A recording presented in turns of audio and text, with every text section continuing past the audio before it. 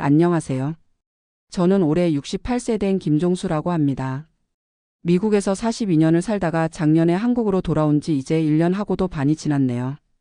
오늘 이렇게 사연을 보내는 이유는 제가 지금까지 살면서 가장 큰 후회를 하고 있기 때문입니다. 아니, 후회라는 말로는 부족할 것 같아요. 절망에 가까운 마음이랄까요? 많은 분들이 제 이야기를 들으면 이해할 수 없다고 하실 겁니다. 미국 시민권까지 받았는데 왜 포기하고 한국에 왔느냐, 노후는 미국에서 보내는 게 좋지 않느냐, 이런 말씀들을 하시거든요. 하지만 제가 오늘 여러분께 말씀드리고 싶은 건 인생에서 가장 중요한 건 돈도 아니고 안전한 노후도 아니라는 겁니다. 저는 그것보다 훨씬 소중한 걸 잃었어요. 그리고 그게 뭔지 깨달았을 때는 이미 너무 늦었습니다. 1981년 제가 26세 되던 해에 미국으로 떠났습니다. 당시 한국은 지금과는 완전히 다른 나라였어요.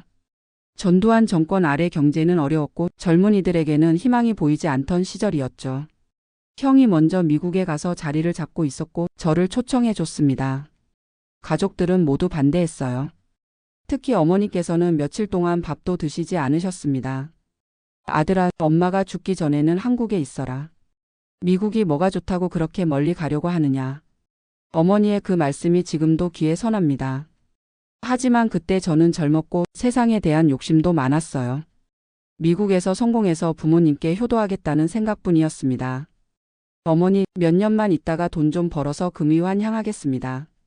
그때까지만 기다려주세요. 그렇게 말씀드리고 김포공항을 떠났어요. 어머니가 울고 계시는 모습이 마지막이었습니다. LA에 도착해서 처음 몇 년은 정말 힘들었어요. 영어도 서툴렀고 형이 운영하던 작은 슈퍼마켓에서 새벽부터 밤늦게까지 일했습니다. 손님들이 제 영어 발음을 못 알아들어서 답답해할 때면 왜 여기 왔나 싶기도 했어요. 하지만 포기하지 않았습니다. 밤에는 커뮤니티 칼리지에서 영어를 배우고 주말에는 다른 한인 가게에서 아르바이트를 했어요. 한국에서 온 편지가 유일한 위로였습니다. 어머니께서는 한 달에 한 번씩 편지를 보내셨어요. 아들아, 건강하게 지내고 있느냐? 엄마는 내가 보고 싶어서 매일 울고 있다. 하지만 내가 성공할 때까지 참고 기다리마. 그 편지를 받으면 눈물이 나서 한참을 울었습니다. 그러면서도 마음속으로는 생각했어요.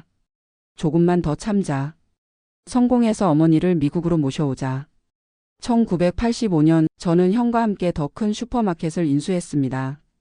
LA 한인타운에서 조금 떨어진 곳이었지만 지역 사정을 잘 파악하고 성실하게 운영했더니 손님들이 늘어났어요. 특히 멕시코계 주민들이 많은 지역이었는데 그들이 좋아하는 상품들을 들여놓고 스페인어도 조금씩 배웠습니다. 그해 가을 한국에서 급히 전화가 왔어요. 어머니께서 갑자기 쓰러지셨다는 소식이었습니다. 뇌출혈이었어요. 바로 한국으로 달려갔습니다. 3년 만에 본 어머니는 많이 늙어 계셨어요. 의식은 있으셨지만 말씀을 제대로 하지 못하셨고 오른쪽 몸을 움직이기 어려워하셨습니다. 어머니, 제가 왔어요. 종수예요. 어머니께서 제 손을 잡으시면서 눈물을 흘리셨어요. 말은 하지 못하셨지만 그 눈빛으로 모든 걸 말씀하시는 것 같았습니다. 2달 동안 어머니를 돌보면서 한국에 있었어요. 그동안 미국의 가게는 형이 혼자 운영했습니다. 어머니 상태가 조금 나아지시자 주변에서는 어머니를 미국으로 모시고 가라고 했어요. 하지만 어머니께서는 완강히 거부하셨습니다. 여기가 내 고향이다. 나는 여기서 죽을 거다. 결국 어머니를 한국에 두고 미국으로 돌아갔어요. 그때도 생각했습니다. 조금만 더 열심히 해서 자주 왔다 갔다 할 수 있을 만큼 여유를 만들자. 1987년 저는 같은 교회에 다니던 은숙 씨와 결혼했습니다. 부산에서 간호사로 일하다가 미국으로 온 분이었어요. 결혼식은 LA 한인교회에서 조촐하게 올렸습니다. 어머니께서 결혼식에 참석하지 못하신 게 가장 아쉬웠어요. 몸이 불편하시기도 했지만 항공료도 만만치 않았거든요. 대신 한국에서 형님과 누나가 대신 축의금을 보내주셨습니다. 신혼생활은 행복했어요. 아내도 영어를 잘했고 병원에서 간호사로 일하면서 가게에 보탬이 되었습니다. 저희는 더 큰 꿈을 꾸기 시작했어요. 1989년 첫째 딸 미나가 태어났습니다. 1991년에는 둘째 아들 제임스가 태어났고요. 아이들이 생기니까 정말 미국에서 살아야겠다는 생각이 들었어요. 아이들 교육을 생각하면 미국이 훨씬 좋았거든요. 그 즈음 한국에서 또 슬픈 소식이 왔습니다. 1990년 어머니께서 돌아가셨다는 연락이었어요. 그때 저는 가게 확장 때문에 은행 융자를 받는 중이었습니다. 임신 중이던 아내와 어린 딸을 두고 한국에 갈 수가 없었어요. 형이 모든 장례를 치러 주었지만 제가 어머니의 마지막을 지키지 못했다는 죄책감은 평생 남았습니다. 어머니, 죄송합니다. 아들이 효도도 제대로 못하고 전화기 너머로 통곡했던 기억이 납니다. 아내가 옆에서 위로해줬지만 그 마음의 구멍은 메울 수가 없었어요.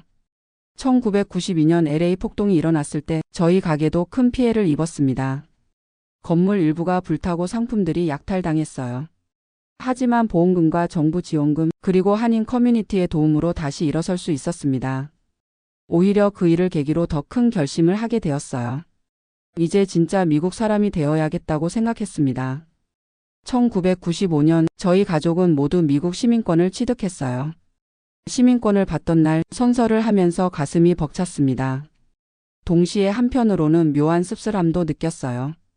이제 정말 한국 사람이 아니라 미국 사람이 되는 건가 하는 생각이 들었거든요. 하지만 그런 감정은 금방 사라졌습니다. 아이들이 자라면서 영어를 더 잘하게 되고 미국 문화에 완전히 적응해 가는 모습을 보니까 뿌듯했어요. 1990년대 말 저는 두 번째 가게를 열었습니다. 이번에는 오렌지 카운티에 좋은 위치였어요. 한인들뿐만 아니라 백인 고객들도 많이 오는 지역이었습니다. 사업이 잘 되면서 경제적으로 여유가 생겼어요. 2000년에는 어바인에 좋은 집도 샀습니다. 아이들이 다닐 학교도 좋았고 정말 미국에서 성공했다는 느낌이 들었습니다. 딸 미나는 UC 버클리에서 경영학을 전공했고 아들 제임스는 UCLA에서 컴퓨터 공학을 공부했어요. 두 아이 모두 큰 회사에 취직해서 잘 살고 있습니다. 2005년 딸이 변호사와 결혼했고 2008년에는 아들도 같은 회사 동료와 결혼했어요. 손자 손녀들도 하나씩 생겼고 정말 미국에서 뿌리를 내렸다는 생각이 들었습니다. 그런데 2010년 무렵부터 이상한 감정이 들기 시작했어요. 나이가 들어서 그런지 자꾸 한국이 그리워졌습니다. 어릴 때 살던 동네, 어머니가 끓여주시던 된장찌개, 친구들과 뛰어놀던 골목길. 미국에서 40년 가까이 살았지만 왠지 이방인 같은 느낌이 들 때가 많았어요. 특히 아이들과 대화할 때 그런 걸 느꼈습니다. 영어로 대화하다 보니 정말 깊은 이야기를 나누기가 어려웠거든요. 아내도 비슷한 생각이었어요. 여보, 우리도 이제 나이가 들었는데 고향에서 여생을 보내는 게 어떨까요? 처음에는 농담인 줄 알았는데 아내가 진지했어요. 그때부터 저희는 한국으로 돌아갈 계획을 세우기 시작했습니다. 2015년 저는 가게 두 곳을 모두 정리했습니다.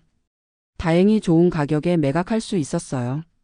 집도 팔고 모든 걸 정리하는데 2년 정도 걸렸습니다. 아이들은 반대했어요. 아빠, 엄마, 여기서 편하게 사시면 되잖아요. 메디케어도 받고 있고 의료시설도 좋은데 왜 굳이 한국에 가세요? 하지만 저희 마음은 이미 정해져 있었습니다. 고향에 대한 그리움이 너무 컸거든요. 2017년 한국으로 돌아오는 절차를 밟기 시작했어요. 그런데 큰 문제가 있었습니다. 미국 시민권을 포기해야 한다는 거였어요. 한국은 이중국적을 인정하지 않거든요. 특히 저희 나이에는 더욱 까다로웠습니다. 한국 국적을 회복하려면 미국 시민권을 포기해야만 했어요. 고민이 많았습니다. 미국 시민권을 포기하면 다시 미국에 오기가 어려워져요. 아이들이나 손자들을 보러 오려면 비자를 받아야 하고 장기 체류도 힘들어집니다. 하지만 한국에서 편안하게 살려면 한국 국적이 필요했어요. 의료보험이나 각종 복지 혜택을 받으려면 말이죠. 결국 2018년 미국 시민권을 포기하고 한국 국적을 회복했습니다. LA 영사관에서 시민권 포기 절차를 밟을 때 가슴이 너무 아팠어요. 40년 가까이 살던 나라의 국민이 아니게 되는 거잖아요. 하지만 그때는 한국에서의 새로운 삶에 대한 기대가 더 컸습니다. 이제 정말 고향으로 돌아가는구나. 2019년 3월 저희는 서울 강남구에 있는 아파트를 샀어요. 미국에서 모은 돈으로 현금으로 샀습니다. 새 아파트에 좋은 가구들도 들여놓고 정말 새로운 인생을 시작한다는 기분이었어요. 처음 몇 달은 좋았습니다. 오랜만에 한국 음식을 마음껏 먹을 수 있었고 한국말로 대화할 수 있어서 편했어요. 병원도 가까이 있고 지하철이나 버스도 잘 되어 있어서 편리했습니다. 하지만 시간이 지나면서 문제들이 하나씩 나타나기 시작했어요. 가장 큰 문제는 외로움이었습니다. 40년 가까이 미국에 살다 보니 한국에는 친구라고 할 만한 사람이 없었어요. 어릴 때 친구들은 연락이 끊어진 지 오래였고 새로 사귀기에는 나이가 너무 많았습니다. 아파트 주민들과도 어울리기 어려웠어요. 같은 나이대 분들은 이미 오랜 친구들이 있었고 저희 같은 여기민자들을 조금 이상하게 보는 시선도 있었습니다. 아니, 미국에서 잘 살다가 왜 한국에 와서 고생하세요? 이런 말을 들을 때마다 답답했어요. 저희가 고생하려고 온 게 아닌데 말이죠. 두 번째 문제는 의료비였습니다. 미국에서는 메디케어가 있어서 큰 부담이 없었는데 한국에서는 국민건강보험이 적용되지 않는 치료들이 많았어요. 특히 치과나 한방치료는 정말 비쌌습니다. 세 번째 문제는 생활비였어요. 한국이 미국보다 저렴할 거라고 생각했는데 서울 생활비는 만만치 않았습니다. 특히 외식비나 각종 서비스 비용이 생각보다 많이 들었어요. 하지만 이런 문제들보다 더 큰 충격은 따로 있었습니다. 2020년 초 코로나19가 터진 거예요. 갑자기 국경이 막히고 미국에 있는 아이들과 손자들을 만날 수 없게 되었습니다. 처음에는 곧 괜찮아질 거라고 생각했어요. 하지만 몇 달이 지나고 1년이 지나도 상황은 나아지지 않았습니다. 2020년 가을 딸에게서 연락이 왔어요. 손녀가 백혈병 진단을 받았다는 소식이었습니다. 그때 제 마음은 정말 무너져 내렸어요. 아빠, 지금 당장 오실 수 있어요? 아이가 할아버지를 찾고 있어요. 하지만 저는 갈 수 없었습니다. 미국 시민권을 포기했기 때문에 비자를 받아야 하는데 코로나 때문에 영사관도 문을 닫은 상태였어요. 그때 처음으로 느꼈습니다. 제가 얼마나 큰 실수를 했는지를 말이에요. 몇 주 후에야 겨우 비자를 받아서 미국에 갈 수 있었는데 2주 자가 격리를 하고 나서야 손녀를 볼 수 있었습니다. 그 작은 아이가 병원 침대에 누워서 항암 치료를 받는 모습을 보니까 가슴이 찢어질 것 같았어요. 할아버지, 왜 이제 와요? 할아버지가 안 와서 많이 기다렸어요. 손녀의 그 말에 눈물이 쏟아졌습니다. 만약 제가 미국 시민권을 유지했다면 더 빨리 올 수 있었을 텐데. 3개월 동안 미국에 머물면서 손녀를 돌봤어요. 다행히 치료가 잘 되어서 많이 좋아졌습니다. 하지만 한국으로 돌아올 때 마음은 더 무거웠어요. 아이들과 헤어지는 것도 힘들었지만 앞으로 언제 다시 올 수 있을지 확신할 수 없었거든요. 비자를 받는 것도 번거롭고 장기 체류도 어려웠으니까요. 한국에 돌아와서 아내와 많은 대화를 나눴습니다. 여보, 우리가 너무 성급했던 것 같아요. 미국 시민권을 포기한 게 맞았을까요? 아내도 같은 생각이었어요. 특히 손자, 손녀들을 자주 보지 못하는 게 가장 힘들었습니다.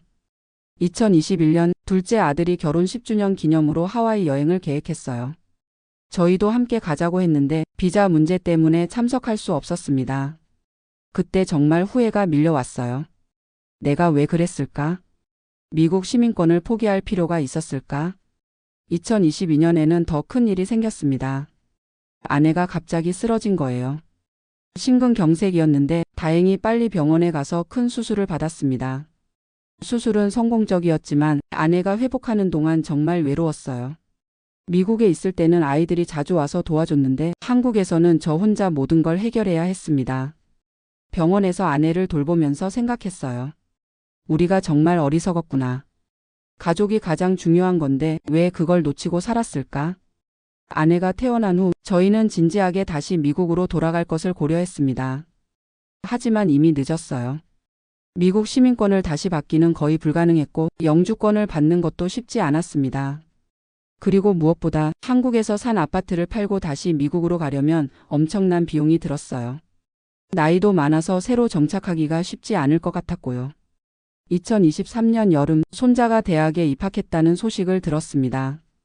스탠포드 대학교에 합격했대요. 정말 자랑스러웠지만 동시에 마음이 아팠습니다. 그 중요한 순간에 곁에 있어주지 못했거든요. 비디오 통화로 축하해 주면서 눈물이 났어요. 할아버지, 졸업식 때 꼭 와주세요. 손자의 그 말에 대답하지 못했습니다. 과연 갈 수 있을지 확신이 없었거든요. 지금 저는 68세입니다. 아내는 66세고요. 한국에서의 생활이 완전히 불편한 건 아니에요. 의료진도 훌륭하고 생활 환경도 나쁘지 않습니다. 하지만 매일매일 후회하고 있어요. 왜 미국 시민권을 포기했을까? 왜 그렇게 성급하게 결정했을까? 가장 후회되는 건 바로 이겁니다. 가족과 함께 보낼 수 있는 시간을 놓치고 있다는 거예요. 손자, 손녀들이 자라는 모습을 매일 볼 수 없고, 아이들이 어려울 때 곁에서 도와줄 수 없고, 가족의 중요한 순간들을 함께 나눌 수 없다는 게 가장 힘들어요. 돈이나 편의성 같은 건 그다지 중요하지 않았어요. 정말 중요한 건 사랑하는 사람들과 함께 보내는 시간이었는데, 저는 그걸 너무 늦게 깨달았습니다. 지금도 매일 생각해요. 만약 다시 선택할 수 있다면 절대로 미국 시민권을 포기하지 않겠다고. 미국에서 그냥 살았을 거라고. 물론 한국에 대한 그리움은 있었겠죠. 하지만 그리움보다 더 소중한 건 가족이었어요. 특히 제가 나이가 들수록 손자, 손녀들과 보내는 시간이 얼마나 소중한지 깨닫게 됩니다. 요즘 젊은 분들 중에서도 해외 이민을 꿈꾸는 분들이 많다고 들어요. 그분들께 말씀드리고 싶어요. 어디서 살든 상관없지만 가족만큼은 놓치지 마세요. 성공도 중요하고 경제적 안정도 중요하지만 그것보다 더 중요한 건 사랑하는 사람들과 함께하는 시간이에요. 그 시간은 지나가면 다시 돌아오지 않거든요. 저는 이제 남은 인생을 한국에서 보낼 가능성이 높아요. 다시 미국으로 돌아가기는 현실적으로 어렵거든요. 하지만 아이들이 한국에 놀러 올 때마다, 손자, 손녀들과 화상통화를 할 때마다 잃어버린 시간들을 조금이라도 채우려고 노력하고 있어요. 제 이야기를 들으시는 분들께서는 저와 같은 후회를 하지 않으셨으면 좋겠어요. 인생에서 정말 중요한 게 뭔지 너무 늦기 전에 깨달으셨으면 해요. 제가 42년 동안 미국에서 열심히 살았지만 결국 가장 소중한 건 가족이었다는 걸 이제야 알았거든요. 얼마 전에 딸에게서 연락이 왔어요. 손녀가 이제 중학생이 되었는데 한국어를 배우고 싶다고 한대요. 할아버지, 할머니와 더 많은 이야기를 하고 싶어서요. 그 말을 듣고 눈물이 났습니다. 그 아이가 저를 그렇게 생각해주고 있었구나 하는 마음에 감사하면서도 더 많은 시간을 함께 보내지 못한 것에 대한 미안함이 컸어요.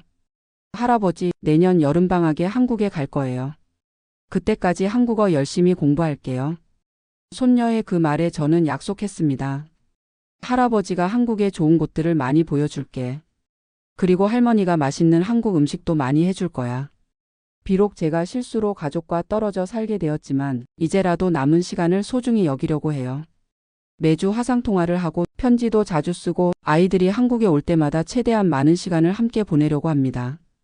아내와 저는 요즘 한국어 선생님 자격증을 따려고 공부하고 있어요. 미국에 사는 한인 아이들에게 온라인으로 한국어를 가르치는 일을 해보려고요. 그렇게 하면 조금이라도 의미 있는 일을 할 수 있을 것 같거든요. 그리고 아이들이 한국 문화를 더 잘 알 수 있도록 한국의 역사나 전통에 대한 자료들도 정리하고 있어요. 제가 직접 곁에 있어주지는 못하지만 이런 방법으로라도 아이들과 연결되어 있고 싶어요. 지난주에는 손자가 대학교 1학년 생활에 대해 이야기해 줬어요. 전공 공부도 재미있고 새로운 친구들도 많이 사귀었대요. 그 이야기를 들으면서 정말 자랑스러웠어요. 할아버지, 다음 학기에는 동양사 수업을 들을 거예요. 한국사에 대해서도 공부하고 싶어요. 그 말을 들으니까 가슴이 뭉클했습니다. 멀리 떨어져 있어도 그 아이가 자신의 뿌리에 대해 관심을 가지고 있구나 하는 생각이 들었어요. 제가 이 사연을 보내는 이유는 저와 같은 실수를 하는 분들이 없었으면 하기 때문이에요. 특히 나이 드신 분들 중에서 고향으로 돌아가고 싶다는 생각을 하시는 분들께 말씀드리고 싶어요. 고향에 대한 그리움은 당연한 감정이에요. 하지만 그 결정을 하기 전에 신중하게 생각해 보세요. 정말로 고향에서 사는 게 행복할까요? 아니면 가족과 함께 있는 게 더 행복할까요? 저는 이제야 깨달았어요. 고향은 장소가 아니라 사람이라는 걸 말이에요. 사랑하는 사람들이 있는 곳이 진짜 고향이라는 걸요. 물론 모든 분이 저와 같은 상황은 아닐 거예요. 어떤 분들은 정말로 한국에서 더 행복하게 사실 수도 있을 거고요. 하지만 결정하기 전에 충분히 생각해 보시기 바라요. 특히 시민권을 포기하는 일만큼은 정말 신중하게 하세요. 한번 포기하면 되돌리기가 거의 불가능하거든요. 저는 이제 68세예요. 남은 인생이 얼마나 될지 모르겠지만 후회하며 보내고 싶지는 않아요. 비록 실수를 했지만 이제라도 최선을 다해서 가족들과의 관계를 회복하려고 노력하고 있어요. 다음 달에는 아들이 한국에 출장을 온대요. 일주일 정도 머물 예정인데 정말 오랜만에 함께 시간을 보낼 수 있을 것 같아서 기대돼요. 아내와 함께 맛있는 음식들을 준비하고 아들이 좋아하는 곳들을 함께 다닐 계획이에요. 그리고 내년에는 정말로 손녀가 한국에 올 예정이에요. 벌써부터 어디를 데리고 갈지, 뭘 해줄지 계획을 세우고 있답니다. 경복궁도 가고 제주도 여행도 하고 한국의 아름다운 곳들을 많이 보여주고 싶어요. 무엇보다 그 아이에게 할아버지의 사랑을 충분히 전해주고 싶어요. 비록 멀리 떨어져 살고 있지만 할아버지가 얼마나 사랑하고 있는지 알려주고 싶거든요. 이 사연을 듣고 계시는 분들 중에서도 가족과 떨어져 살고 계신 분들이 있을 거예요. 그분들께 말씀드리고 싶어요. 시간이 지나면 후회할 일들을 미리 생각해 보시라고요. 지금 당장은 일이 바쁘고 생활에 쫓겨서 가족과 시간을 보내기 어려울 수도 있어요. 하지만 그 시간들이 정말 소중하다는 걸 잊지 마세요. 특히 부모님이 살아 계신 분들은 자주 안부라도 여쭤보세요. 저는 어머니께 효도다운 효도를 해드리지 못했다는 후회가 평생 남았거든요. 그리고 자녀가 있으신 분들은 아이들과 더 많은 시간을 보내세요. 아이들이 자라는 모습을 지켜보는 것만큼 소중한 일은 없어요. 제가 지금 가장 후회하는 건 손자, 손녀들이 어릴 때 더 많이 함께 놀아주지 못한 거예요. 그때는 일이 바빠서 사업이 중요해서 그랬는데 지금 생각해 보니까 그런 시간들이 훨씬 더 소중했어요. 마지막으로 이 사연을 듣고 계시는 모든 분들께 부탁드려요. 인생에서 정말 중요한 게 뭔지 한 번 더 생각해 보시라고요. 성공도 중요하고 돈도 중요하고 명예도 중요하지만 그 모든 것보다 중요한 건 사랑하는 사람들과 함께하는 시간이에요. 저는 그걸 너무 늦게 깨달았어요. 여러분은 저보다 일찍 깨달으시기를 바라요. 그리고 만약 저와 비슷한 상황에 계신 분들이 있다면 포기하지 마세요. 비록 실수를 했더라도 지금부터라도 최선을 다하면 돼요. 가족들과의 관계는 언제든지 회복할 수 있어요. 진심으로 사랑한다는 마음을 전한다면 거리는 문제가 되지 않을 거예요. 저도 앞으로 남은 시간 동안 가족들에게 사랑을 표현하는 일을 멈추지 않을 거예요. 비록 같은 곳에 살지는 못하지만 마음만은 항상 함께 있을 거라고 믿어요. 오늘 이렇게 긴 이야기를 들어주셔서 감사합니다. 제 실수담이 누군가에게는 도움이 되었기를 바라요. 그리고 모든 분들이 저보다는 현명한 선택을 하시기를 진심으로 바랍니다. 인생은 한 번뿐이니까요. 후회 없이 사시기 바라요. 감사합니다.